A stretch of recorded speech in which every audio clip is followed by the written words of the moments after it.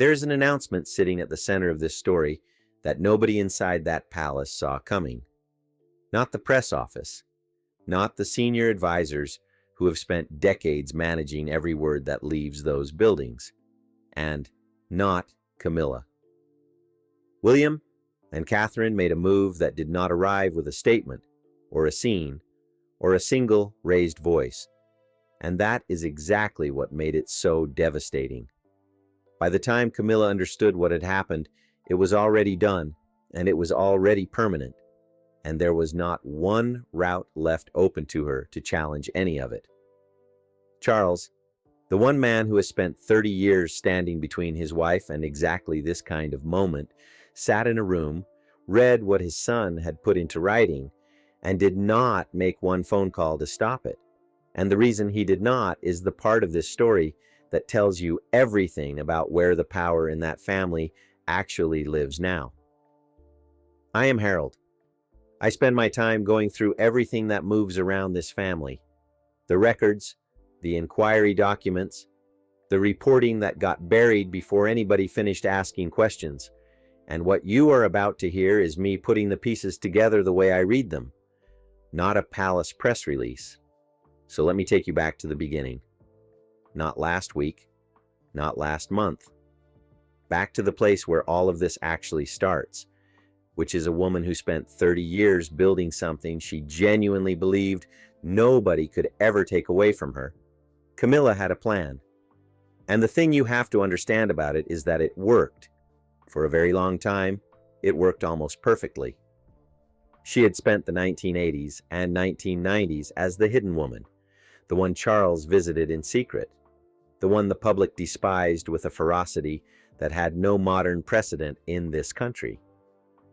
When Diana died in August of 1997, the grief that swept Britain was matched in size only by the fury directed at the woman the country held responsible for destroying that marriage. Camilla could not appear in public without bodyguards. There were years in that period where senior palace officials quietly advised her against attending certain events because the risk to her personal safety was considered genuinely serious. And she absorbed all of it. She did not disappear. She did not give a dramatic interview or attempt a public rehabilitation through tears on a sofa. She did what she has always done, which is wait and be patient, and let the temperature drop by degrees so slow that nobody could point to the exact moment it changed. By 2005, she was married to the Prince of Wales. By 2023, she had a crown on her head at Westminster Abbey. Think about that arc for a second, because it is genuinely remarkable. The most hated woman in Britain in 1997 had become Queen Consort by 2023, and she had done it without a single public stumble that mattered. Inside the palace walls, she had done something else entirely. She had made herself comfortable in a way that went well beyond the title. Diana's flowers had been burned, not replaced. Burned. Diana's bedroom had been locked, not converted or repurposed or given to staff. Locked, as though the room itself were something to be contained rather than lived in. Diana's portrait had gone into storage, wrapped and placed in the dark, where it sat for over 20 years while the world outside kept putting that face on magazine covers and memorial stamps and the front pages of books about the modern monarchy. Camilla had rearranged those walls so methodically, so quietly, one frame at a time, one corridor at a time, that by the time William was old enough to understand the full shape of what had happened, there was almost nothing left to point at. That is how you erase a person from a building without ever writing a single instruction down. You do it in pieces small enough that objecting to any one of them makes you look unreasonable. She believed it was finished. She had the title, the residence, the crown, and the walls arranged exactly as she wanted them. She had Charles, and as long as she had Charles, she had the one thing that made all the rest of it hold, which was protection. Somebody standing between her and the anger of a son who had never once forgotten what she did to his mother. What she had not reckoned on, not fully, not at the level it required, was what that son was building while she was busy believing she had won. William was 15 years old when he walked behind his mother's coffin through the streets of London on the 6th of September, 1997. He walked in silence in a dark suit in front of the entire planet, with his face completely still.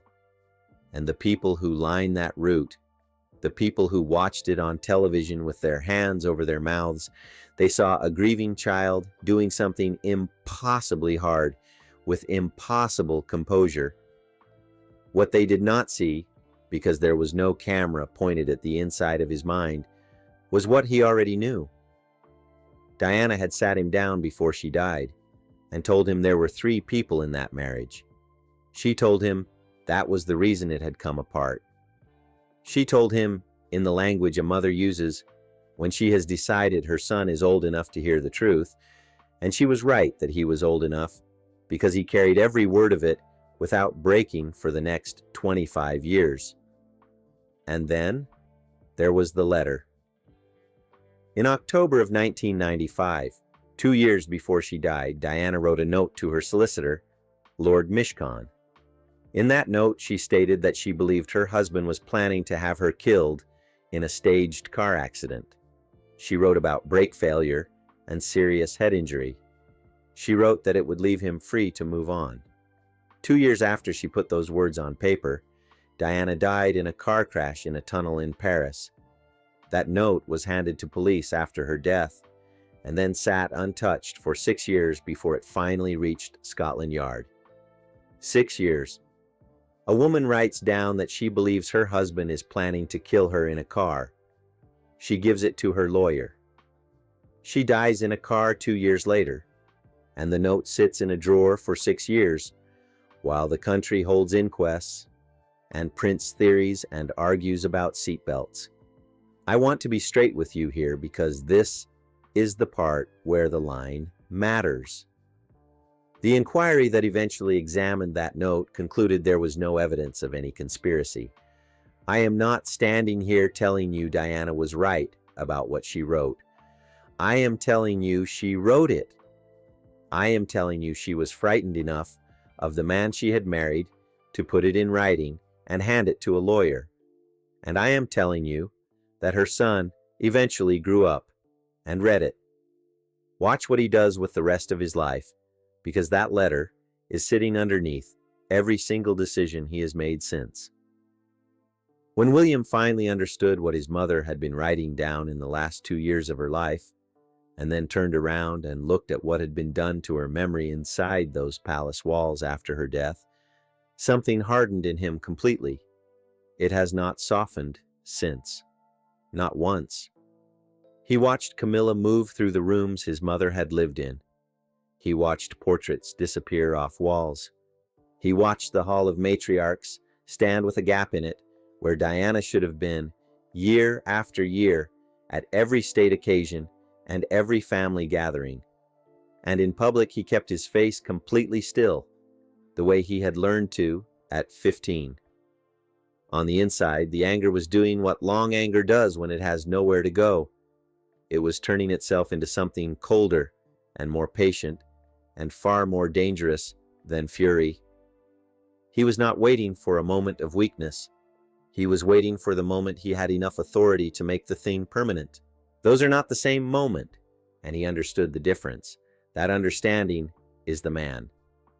Now let me take you to Catherine, because this story is not William's alone, and the part Catherine played in it is the part most of the coverage has skimmed straight past. Catherine has been absorbing Diana's charitable legacy for years, quietly, methodically, in the way that Catherine does everything that matters to her, which is without announcing it and without giving anyone a clean moment to object to. Diana's patronages were never decoration. Understand that before anything else. She built hers around hospices and landmine victims and AIDS wards, at a time when a royal shaking a patient's hand without gloves on made the front pages of every paper in the country. She poured herself into those causes with a personal investment that the institution found uncomfortable and the public found extraordinary. And after she died, those connections did not transfer cleanly. Some of them faded. Some of them went quiet. Some of them simply stopped being associated with the royal family in any meaningful way because nobody inside those walls was prepared to pick them up and carry them. Catherine started changing that. Not all at once. Not with a press release or a relaunch event or anything that could be photographed as a political statement. She began showing up. A hospice here. A children's bereavement charity there. A mental health initiative that Diana had championed in the 1990s, quietly reappearing in the Princess of Wales official schedule. Each individual appearance was reported and noted and moved on from. Taken together, over the span of several years, they form a pattern so clear that anyone who has been paying attention can see exactly what it represents. Catherine was not simply honoring Diana's memory. She was rebuilding Diana's institutional presence from the inside out.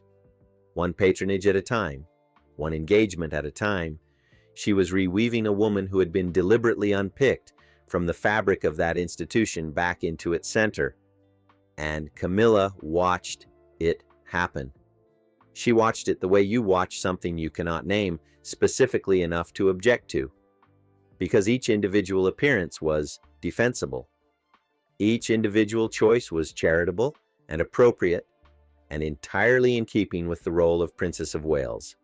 There was nothing to point at, nothing to demand be removed or reconsidered or stopped. That is exactly what made it work. By the time the announcement came, Catherine had already done the most important part of it. Diana was already back in the room in every way that counted before a single word of the formal statement was ever drafted. The announcement itself did not come the way announcements usually come from that building. There was no press conference, no briefing to royal correspondents the night before, no statement released through the official channels at a time carefully chosen to shape the morning headlines. What happened instead was something that institution almost never produces, which is a joint communication from William and Catherine's office that carried the specific weight of a decision already made, rather than a policy being introduced. It landed on a Thursday morning, and the wording of it is where you have to slow down, because the wording is the whole thing. It announced the formal restructuring of the Wales household's charitable commitments, to bring them into alignment with a long-term vision for the monarchy. It named specific areas of focus: early childhood development, addiction recovery, bereavement support for children and young people, hospice care, mental health provision. Every single one of those areas is Diana's territory. Every single one of them was built by a woman who spent the 1980s and 1990s pushing that institution into rooms it did not want to enter. And the statement named her, not as a historical figure to be respectfully acknowledged and then moved past, as the architect. The document used the word architect specifically. Diana, Princess of Wales, architect of a model of royal charitable engagement that the Prince and Princess of Wales are committed to extending and honoring in perpetuity. In perpetuity. That word did not land in that sentence by accident. Nobody in that press office puts a word like that into a formal statement without understanding exactly what it means in an institution that runs on precedent. In perpetuity means it cannot be undone by the next person.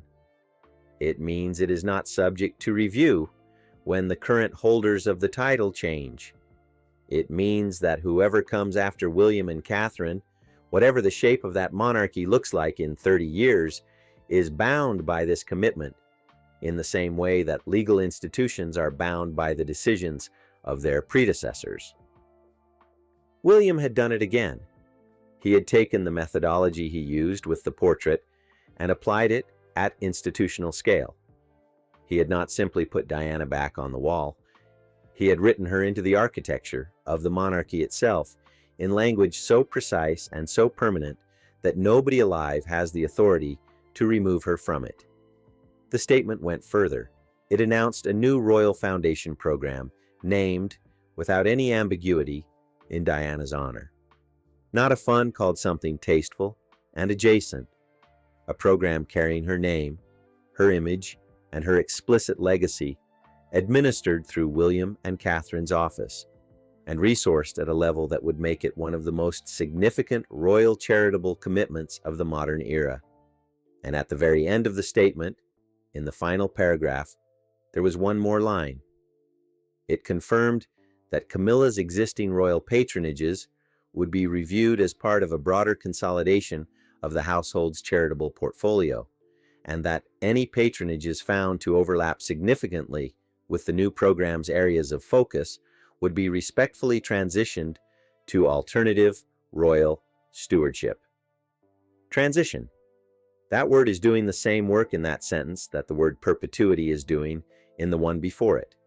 It is the language of a process already decided, not a consultation, not a possibility, a transition, something being moved from one place to another, and the only question being the timing.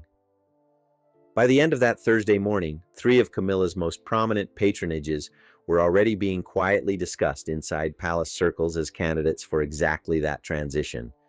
And everybody who received a copy of that statement understood that the discussion had almost certainly already concluded before the statement was released. Charles read it at Clarence House, and the first thing he did afterwards was ask for the room to be cleared. The people who have described that morning keep coming back to the same detail. Not what he said, because in that first hour he said very little. What they keep describing is the quality of the silence. Charles is a man who has learned to perform stillness under pressure. He has been doing it since before most of the people in that building were born. This was a different kind of stillness. This was the stillness of a man sitting with something he had known was coming, and discovering that knowing it was coming had done nothing to prepare him for the weight of it arriving. He called William. The call was not long. What you have to understand about that phone call is the position Charles was in before he even picked up the phone. He is king.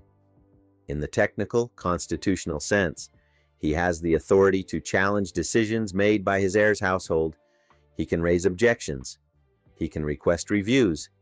He can, if he chooses, bring the full weight of his office to bear on a direction he disagrees with. That is all technically available to him. It is also, in practice, almost entirely theoretical, because Charles has spent the last 2 years managing a serious illness, while the gravitational center of that institution has been quietly, steadily, undeniably shifting toward his son. Every month that he has been less than fully well, William has absorbed more of the load. Every engagement Charles could not attend, every document he could not review, every meeting he was not well enough to chair, William has been there instead. And the people on the payroll have been watching. They have been watching for long enough to understand where the future lives. So when Charles picked up the phone, he was not calling from a position of uncontested authority.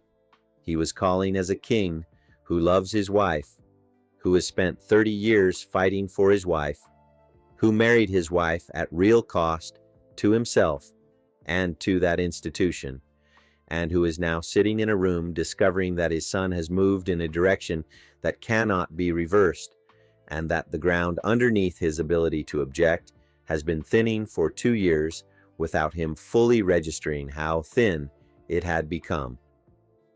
William answered. He was respectful. He was direct.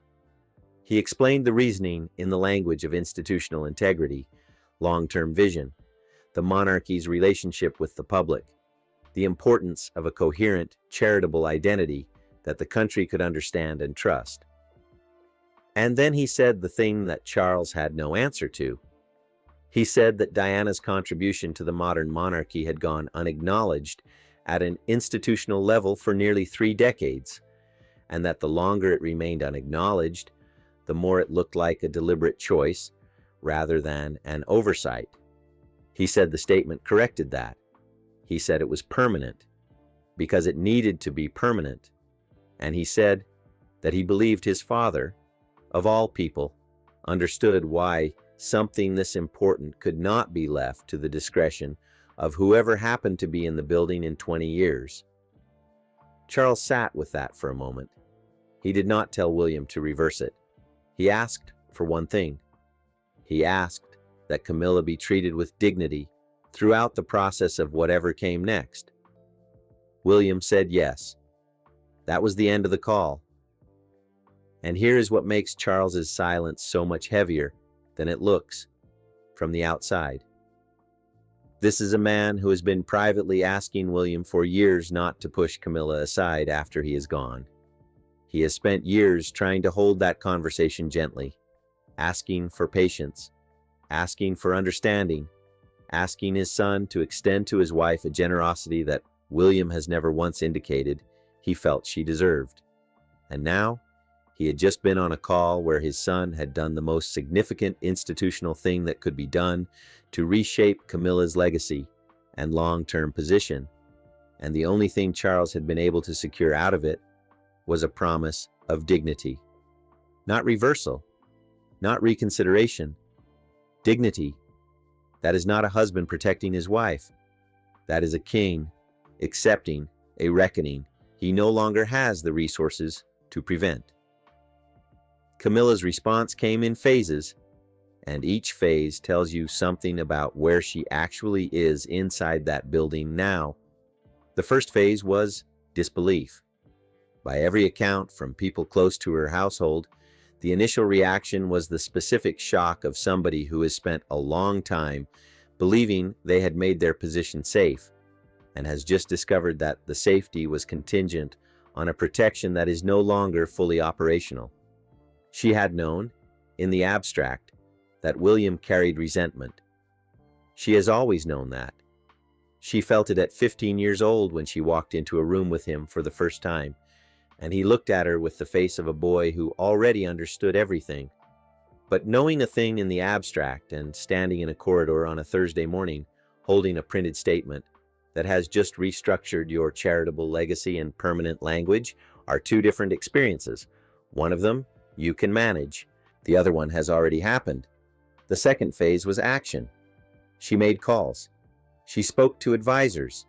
She sent a message to Charles asking him to step in and challenge the framing of the review, specifically the word transition, and the implication that her patronages were being removed from her rather than simply evolving as part of a broader household reorganization. Charles took the message. He did not act on it. The third phase, the one that palace insiders keep coming back to, was the moment she finally had to look at what the last several months had actually added up to. The diary had been getting thinner since the autumn, engagements quietly reassigned, staff numbers reduced, briefing documents cut back to a strict need-to-know basis.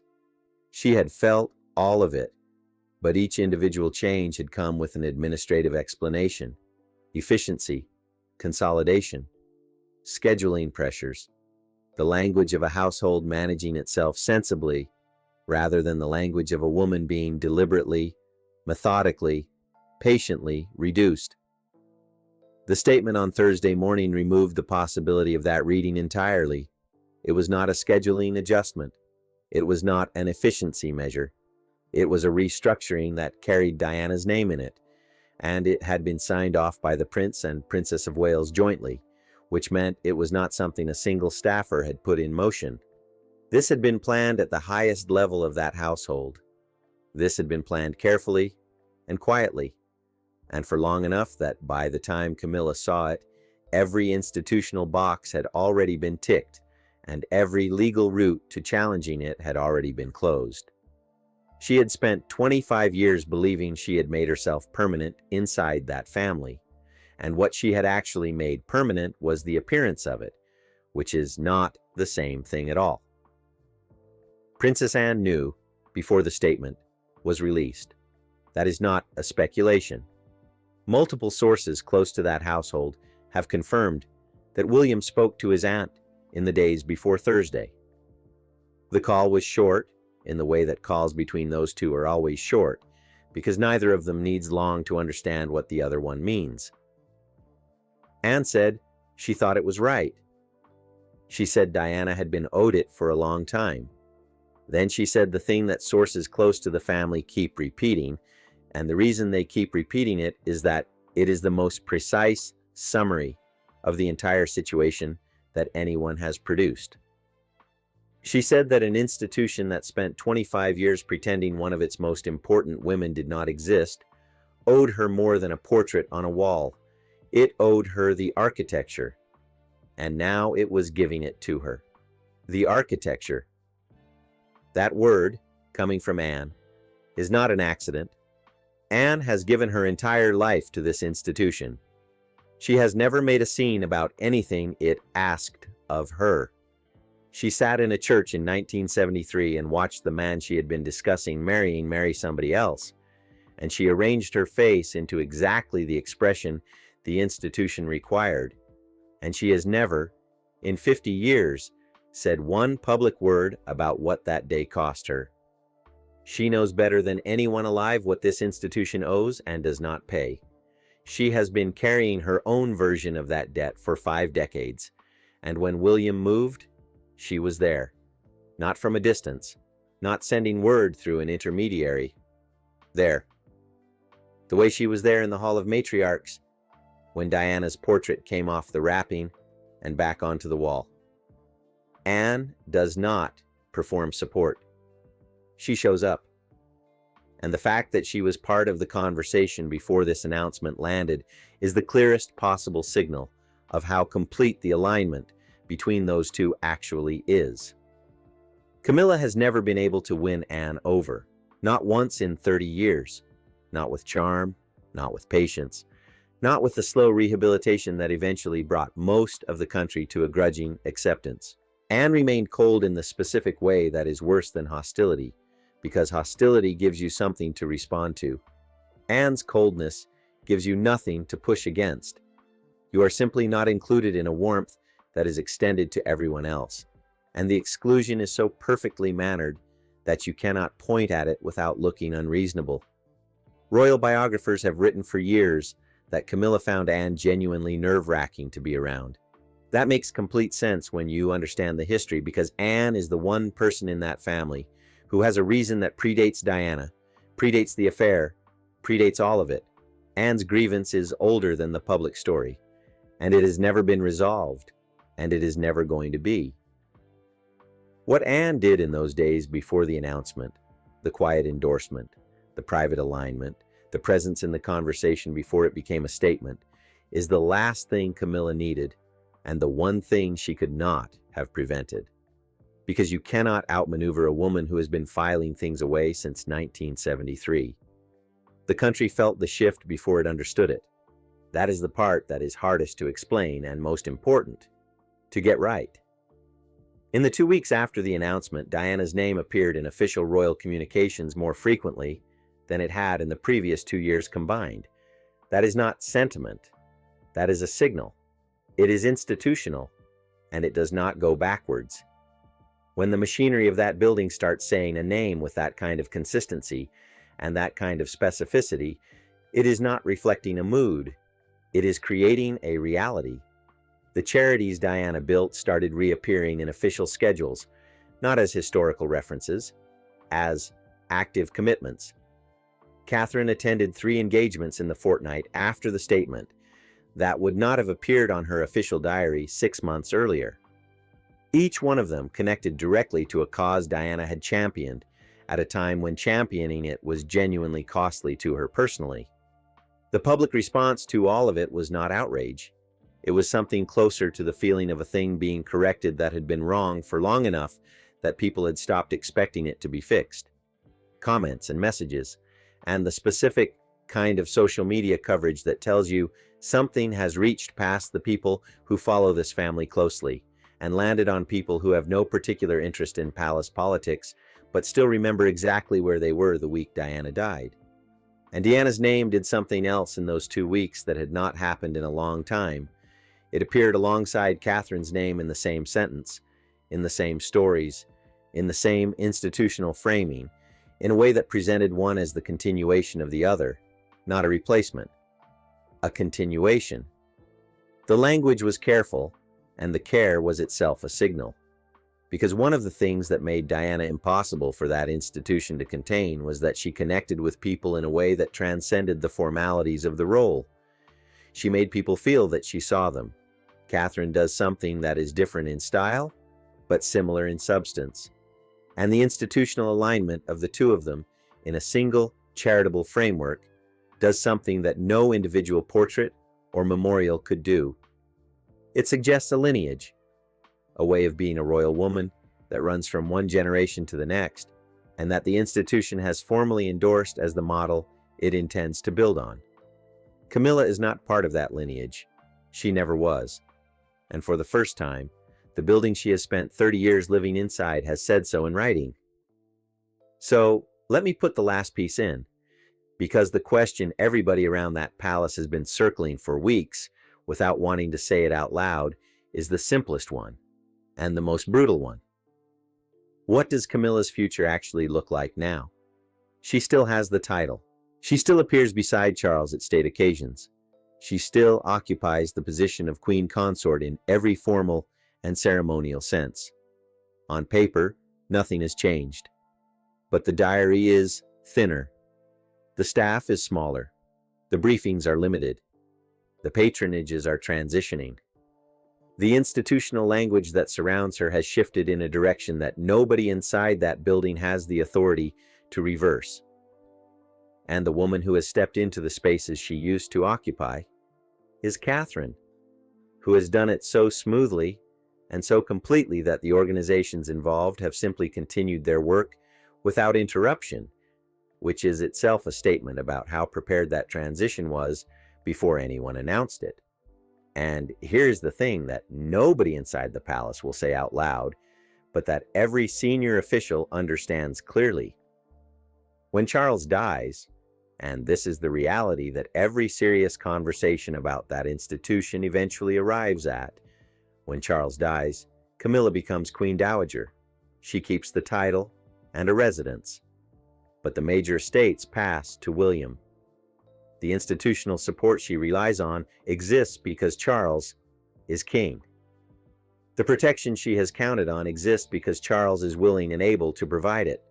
When that changes, her entire quality of life inside the institution will depend on the generosity of a man who has just restructured her charitable legacy in permanent language and named his mother as the architect of everything he intends to build. Charles has spent years privately asking his son to be generous when that day comes. William has never given him an unambiguous answer, and the statement on Thursday morning was the closest thing to an answer that anyone in that family has produced. It does not describe generosity. It describes a monarchy that has a shape, a specific, documented, institutionally embedded shape, and Camilla does not fit into it. Not because William said so in a conversation, because the shape of the thing itself makes no room for her, and the shape was designed by a man who has been thinking about it since he was 15 years old. She burned Diana's flowers. She locked Diana's bedroom. She watched Diana's portrait sit in the dark for over 20 years and did not once ask where it had gone. She genuinely believed she had won. She had the ring, the title, the crown, the walls arranged exactly the way she wanted them. She had Charles. And then a man who walked behind his mother's coffin at 15 years old and made himself a promise. In the middle of that street grew up and built something so carefully and so quietly and so precisely that by the time she saw it, every door was already closed. Diana's name is written into the architecture of that monarchy now. Not as a memory, not as a tribute, as a foundation, in perpetuity. And Camilla has to live inside the institution that says so. In a house she thought she had won. Past walls she is not allowed to touch. With a future that belongs entirely to the discretion of a man who has never once forgotten a single thing. That is where this ends. And the last person who truly understands the size of it is the king. Sitting in a room at Clarence's house on a Thursday morning, with an empty phone in his hand and a silence around him that tells you everything about the distance between what he spent 30 years fighting for and what he was actually able to protect.